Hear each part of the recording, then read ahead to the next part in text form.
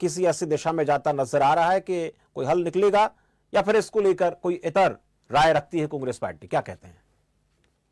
प्रधानमंत्री जी का आश्वासन खोखला है, जी। क्योंकि 2023 में भी उन्होंने चित्तौड़गढ़ में ऐसा ही भाषण दिया था और उन्होंने कहा था पेपर लीक के जितने भी दोषी होंगे उनको कड़ी से कड़ी सजा दी जाएगी। जी। ऐसा ही भाषण उन्होंने 2023 के नवंबर में दिया था उदयपुर में, वहां पे भी यही वादा किया था।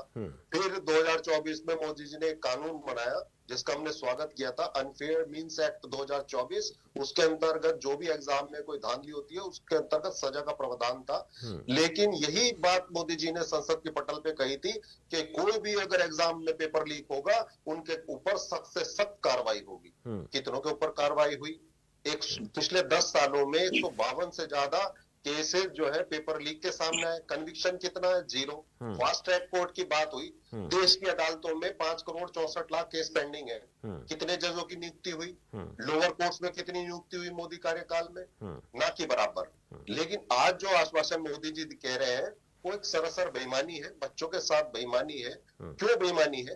क्योंकि बच्चे अपना हक मांग रहे हैं कि हमारा एजुकेशन सिस्टम कोलैप्स हो गया आरएसएस और बीजेपी के रिजीम में, और ये कोलैप्स सिस्टम को सही करने का जो काम करने का है, सबसे पहले जो एजुकेशन मंत्री है उसकी अकाउंटेबिलिटी तय हो। वो इसलिए तय हो, लोकतंत्र में सबसे पहला जो महत्वपूर्ण बिंदु होता है वो होता है अकाउंटेबिलिटी। यूपीए कार्यकाल में हमारे कितने मंत्री थे जिन्होंने इस्तीफा दिया? शिवराज पाटिल ने इस्तीफा दिया, ए राजा ने इस्तीफा दिया, विवेक कुमार बंसल ने इस्तीफा दिया, दयानिधि मारन ने इस्तीफा दिया, शशि थरूर ने इस्तीफा दिया। तो क्या फेविकॉल लगा है प्रधान की कुर्सी में जो इस्तीफा नहीं दे रहे हैं? ये इस्तीफा देना चाहिए और कार्रवाई होनी चाहिए। और दूसरी बात मैं कहना चाहूंगा, मोदी सरकार ने एनटीए का गठन किया, नेशनल टेस्टिंग एजेंसी 2018 में। इसके अंतर्गत 270 से ज्यादा एग्जाम कराए गए। कितने पारदर्शी हुए? पूरे देश के सामने है। और ये जो संस्था बनाई गई इसमें जो विद्यार्थी थे उन्होंने रजिस्ट्रेशन किया है। लगभग 6,60,00,000 विद्यार्थियों ने एनटीए के अंतर्गत एग्जाम दिए हैं। और कितने की संस्था है, कितने लोग इसमें परमानेंट है? 40 लोग भी परमानेंट नहीं है एनटीए में।